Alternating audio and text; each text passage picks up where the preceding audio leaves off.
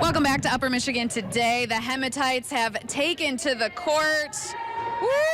We wanted to see some action here this morning, so they set themselves up into, I don't know, some kind of a formation. I'm sure you know what's happening. Yeah, a little 3-on-2, kind of a pregame thing we do.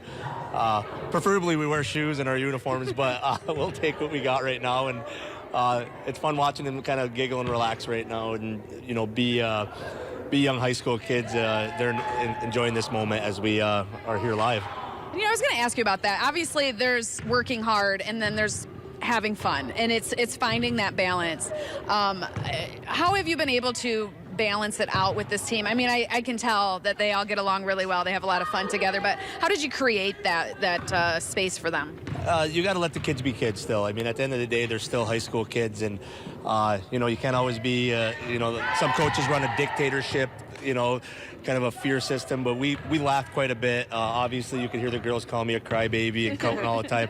So we have this kind of a fun environment, and you know, I wouldn't have it any other way, because at the end of the day, people play for you a lot harder if they love and respect you over fear you, and I think that's how a lot of our teachers do it in this building as well. It's a culture that we've developed at Ishpeming, and I love seeing it. Just the smiles, and you know, as a coach, you can sit back and really enjoy it. I mean, right, the second something it becomes a chore, then you no longer want to do it, especially when you're a teenage girl, right? I mean, if these girls were anything like me when I was a teenager, if I am told to constantly be having to do this, that, work so hard, I'm not going to want to. So to give them the opportunity to have fun, let loose, laugh, I bet that goes just a really far way. Yeah, I mean, it's fun. I mean, they do enjoy. Like yesterday, it didn't feel like we were at, you know, 25 games, 26 games into a season. We still had a great practice, great energy. You know, it's not like doing laundry where you're just miserable doing it every day. And so that makes me feel good, because they're still willing to come in ready to work, and they're not just focusing on just the high of, you know, having the success we're having. They're actually focused on winning basketball games still and enjoying the process. Ooh, that was a good one. How do you keep the energy up throughout the season? I mean, if anyone knows me, I'm a pretty high-strung, high-energy guy. So, and then a little bit of coffee, and you know, also winning. I mean, winning creates a good buzz. Our crowd support's been awesome the last couple of games. Our student section has just like pushed us through some tired moments, because you know, that energy is contagious for the rest of the team and also the fans in this community. What are some of the strengths of this particular team that people can expect during the game? I mean, we're tall, we're fast. I mean, we got a lot of great things. Like I said earlier, it's not an accident. The roster is a very great roster. They work really well together, but the number one thing is they're working for each other now. You know, in some teams that you get one person doing all the scoring, or people worrying about who's winning or who's scoring all the points and who's rebounding and who's playing more. This group here has all stepped up in their roles, and it's been fun to watch. Any area in particular that you've been working on, trying to improve over the season? Yeah, I mean, we play a lot of press defense, so we're always working on that, and then taking care of the ball, because you know, if we limit our turnovers like we did on Friday, we only had 8.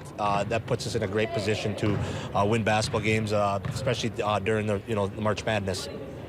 And I don't want to get ahead of it. I know you've got a big game tomorrow night, but your eyes kind of on the Breslin just a little bit, and that experience that it would provide to them.